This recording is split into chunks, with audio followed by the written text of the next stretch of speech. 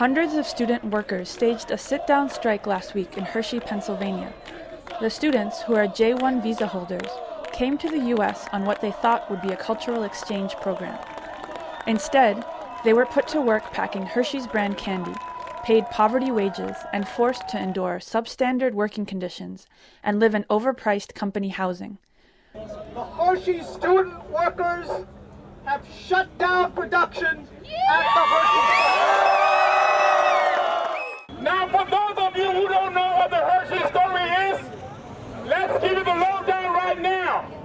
The working conditions are not good. Some of our friends have their paychecks, and it's so ridiculous. One of our friends gets $40 in a week. These are the same problems for everyone.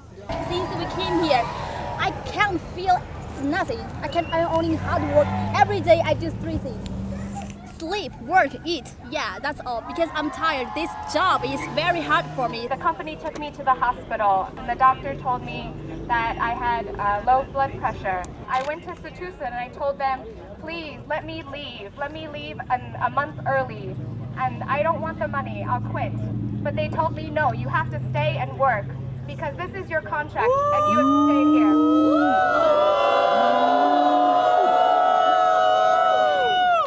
They are paying less money, they are making us do much work. That's the case, that's the business. We are human, we are not machines. The students are demanding that the 400 jobs they hold be turned into living wage jobs.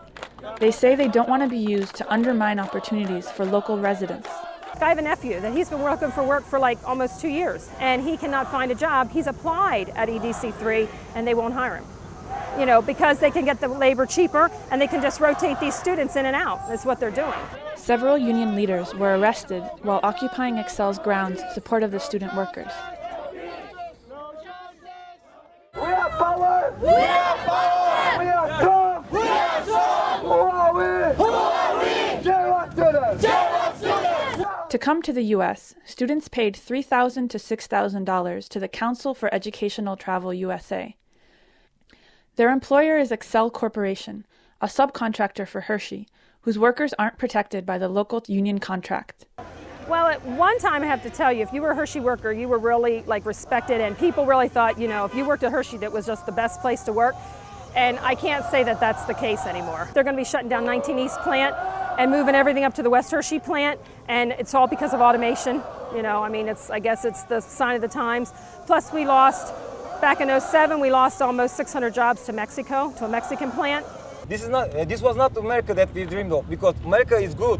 The American people behaves us very good, but the companies, they're playing games on us. I feel, as an American, I don't want them to come over to this country and experience this for 4 months, this kind of work and this kind of treatment, and then go home and say, this is how Americans are treated. This, to me, is corporate America at its worst, not the average Americans, not the average American workers. It's not. The J-1 students are committed to continuing their campaign for as long as it takes. They're traveling around Pennsylvania to share their story and ask local communities for their support. What do we want? Justice! When do we want it? Now! What do we want? Justice! When do we want it? Now!